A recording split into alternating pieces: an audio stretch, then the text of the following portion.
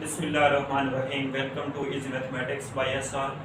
आज हम शुरू करने जा रहे हैं second year chapter number 1 functions and limits. इससे पहले हम ये डिस्कस कर चुके हैं कि मैट्रिक क्लास में कि फंक्शन एक रिलेशन होता है जिसकी डोमेन सेट एक इक्वल होती है और उस डोमेन में कोई भी रेपिटेशन नहीं होती। ये था हमारा कंसेप्ट मैट्रिक तक। अब हम डिस्कस करते हैं कि सेकंड ईयर में इस क्लास में फंक्शन का क्या मतलब है। सबसे पहले जर्मन मैथमेटिशियन लेबनीज ने फंक्शन को इंट्रोड्यूस कराया। इसके बाद स्विस मैथमेटिशियन आयलर ने फंक्शन को मैथमेटिकली एक्सप्रेस किया। उसने फंक्शन की इक्वेशन बयान की y is equal to F of X. उसकी जो हमारे पास सबसे पहले Gottfried Leibniz introduce the word function. Introduce function.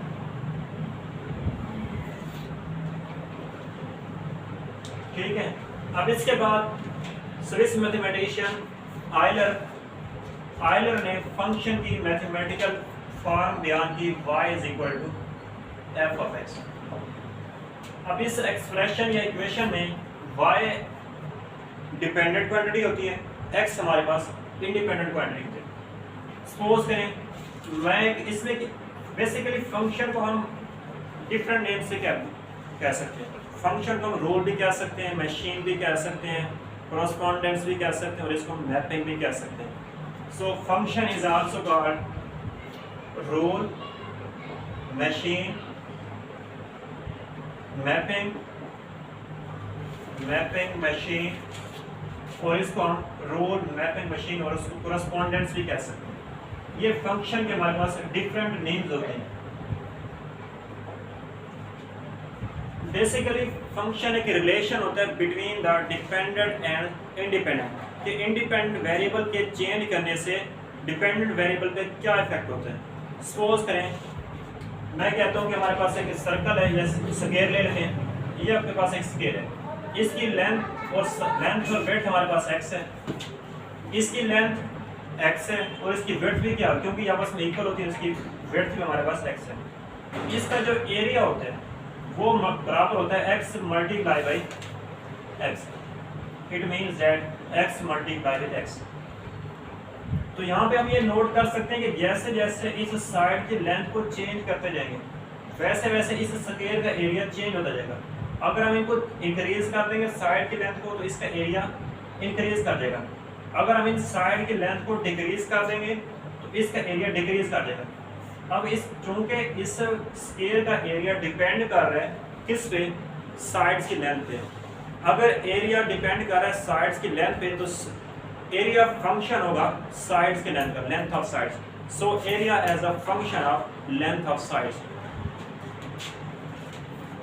अब हम इसी तरह एक और एग्जांपल ले लेते हैं। ये हमारे पास एक स्क्वायर होता है, इसकी जो बाउंड्री होती है बाहर वाली, इसको हम कहते हैं सर्कमफेरेंस। सर्कमफेरेंस को फाइंड करने का फॉर्मूला होता है 2 पाई r। जैसे जैसे हम इस सर्कमफेरेंस की लेंथ को इंक्रीज करते जाएंगे, अब मैं एक और सर्कल ले लेता हूँ, ये हमारे पास एक छोटा सर्कल है। अगर हम इस सर्कमफेरेंस की लेंथ को छोटा करते जाएंगे इसका एरिया छोटा होता जाएगा। अगर हम इस सर्कमफेरेंस की लेंथ को इंक्रीज करते जाएंगे तो इसका एरिया इंक्रीज करता जाएगा। इट मीन्स दैट यहाँ पे इस सर्कल का एरिया डिपेंड कर रहा है लेंथ ऑफ सर्कमफेरेंस पे। अगर लेंथ ऑफ सर्कमफेरेंस इंक्रीज हो रही है तो इसका एरिया इंक्रीज करता जाएगा। So circumference area as a function of circumference, area as a function of circumference. तो इसी तरह जो भी चीज़ जिस पे डिपेंड करती है वो उसका फंक्शन होती है। अब सपोज करें इसके मैथमेटिकल एक्सप्रेशन लेते हैं y is equal to X square plus X plus 1। अब यहाँ पे हम x is equal to 1 put करते हैं तो यहाँ पे y is equal to 1 square plus 1 plus 1, तो इसकी वैल्यू हमारे पास आती है 3। अब हम x is equal to 2 replace करते हैं, x इज इक्वल टू, तो यहाँ पे y is equal to 2 square plus 2 plus 1, तो यहाँ पे y की वैल्यू आती है हमारे पास 4 प्लस 2 7, ये 7 आती है। तो यहाँ से हम अगर x is equal to 3 put करेंगे तो y की वैल्यू कुछ ना कुछ चेंज आएगी। तो जैसे जैसे हम x की वैल्यू को चेंज कर रहे हैं वैसे वैसे y की वैल्यू चेंज हो रही है। It means that value of y depends on x। y की वैल्यू x पे डिपेंड कर रही है, तो फिर इसका मतलब है कि y as a function of x, ये जो हम पुट कर रहे हैं x इज इक्वल टू 1 2 3, ये इंडिपेंडेंट क्वांटिटी है, और ये जो y की कोरस्पॉन्डिंग एलिमेंट्स आ रहे हैं, रिजल्ट्स आ रहे हैं, ये डिपेंडेंट क्वांटिटीज हैं। फंक्शन क्या हमारे पास x square plus x plus 1, इसमें हम पुट कर रहे हैं x की वैल्यू y की वैल्यू रिजल्टेंटली आ रही है, तो यहाँ पे ये फंक्शन है x square plus x plus 1, ये इंडिपेंडेंट क्वांटिटी है, और ये जो y के रिजल्ट्स आ रहे हैं ये डिपेंडेंट क्वांटिटी होती है। अगर हम इसके रियल लाइफ एग्जांपल लेना चाहें, सपोज करें हम किसी भी मशीन में कैरेट्स डालते हैं और उसमें रिजल्टेंटली जूस आते हैं, तो जो हम कैरेट्स डालते हैं वो इनपुट्स होती है, और जो जूस आता है रिटर्न में वो हमारे पास आउटपुट होती है। मशीन क्या है, ये एक फंक्शन है जो कि इनपुट ले रही है, आउटपुट में कन्वर्ट कर रही है, तो सो मशीन एक फंक्शन है, कैरेट्स उसकी इनपुट है, जूस उसका आउटपुट है।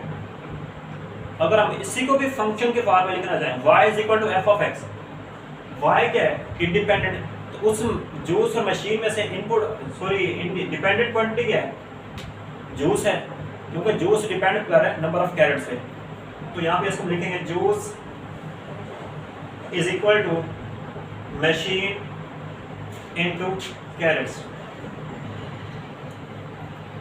x क्या है इंडिपेंडेंट क्वांटिटी, कैरेट्स भी क्या है independent quantity, y dependent quantity, juice dependent quantity, क्योंकि जूस डिपेंड कर रहा है नंबर ऑफ कैरेट्स पे, तो फंक्शन क्या है यहाँ पे मशीन।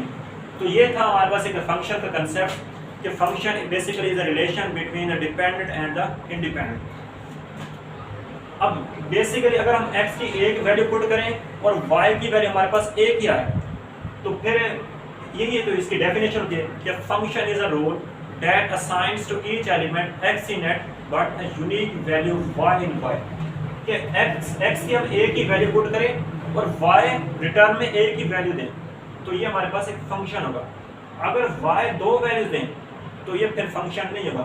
सपोज करें मैं लिखता हूँ y square is equal to 2x plus 1, जब यहाँ पे हम x की 1 वैल्यू पुट करते हैं, सपोज करें हम 1 पुट करें 0 पुट करें, 0 पुट करके देख लें x इज इक्वल टू 0 पे, तो यहाँ पे y square is equal to 1 आता है। तो जब इसका हम स्क्वायर रूट लेते हैं तो यहाँ पे y is equal two plus minus 1 आ रहे हैं। हमने x की एक वैल्यू पुट की, y की 2 आ रही है, तो इस सूरत में इनपुट्स हमारे पास यूनिक नहीं है, unique element y in y वो नहीं आ रहा, तो ये वाला function expression y square is equal to 2x plus 1 ये फंक्शन नहीं होगा। फंक्शन वही होगा अगर हम x की एक वैल्यू पुट करें, y की एक ही वैल्यू आए, तो फिर ये हमारे पास फंक्शन होगा। तो ये था हमारे पास फंक्शन का कंसेप्ट। इसके अलावा अगर किसी को भी हम ग्राफिकली चेक करना चाहें, इक्वेशन हमारे पास गिवन ना हो, तो क्या ये फंक्शन है या नहीं है, सर्कल है, क्या ये फंक्शन को शो करेगा इसकी इक्वेशन, इस पे कोई ना कोई वर्टिकल लाइन ड्रा करें, कहीं पे भी यहाँ पे ड्रा करें, यहाँ पे ड्रा करें, अगर तो इसमें वर्टिकल लाइन सिंपल एक पॉइंट पे टच करती है, यहाँ पे ये 2 पॉइंट्स पे टच कर रही है, तो ये फंक्शन को शो नहीं करेगी, इसकी जो इक्वेशन होगी। इसी तरह अगर हम सेमी सर्कल ले लें, तो ये जो है हमारे पास ये सर्कल फंक्शन को शो करेगी, क्योंकि ये जो इसकी वर्टिकल लाइन है सिंपल एक पॉइंट पे टच कर रही है। तो equation of semi circle function को शो करती है, इक्वेशन ऑफ सर्कल फंक्शन को शो नहीं करती।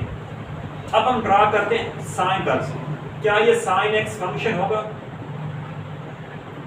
साइन एक्स, तो इसकी जो हमारे पास कर्व्स बनती है वो ऐसे बनती है। अब इस पे कोई भी एक वर्टिकल लाइन ड्रा करें किसी भी पॉइंट पे, सिंपल एक पॉइंट पे टच कर दिया, तो ये जो हमारे पास साइन एक्स है ये फंक्शन को शो करता है। इसी तरह हम cos x की ड्रा कर लें, ये मैक्सिमम पॉइंट से शुरू होती है ऐसे, तो यहाँ पे भी कोई ना एक वर्टिकल लाइन ड्रा करें, तो ये सिंपल एक ही पॉइंट पे टच करके गुजरिए, किस कहीं पे ड्रा कर लें, तो ये cos x भी क्या आता है, ये फंक्शन को शो करता है। ये तो हमारे पास फंक्शन का कंसेप्ट, इसके बाद इंशाल्लाह हम डिस्कस करेंगे इसके आगे।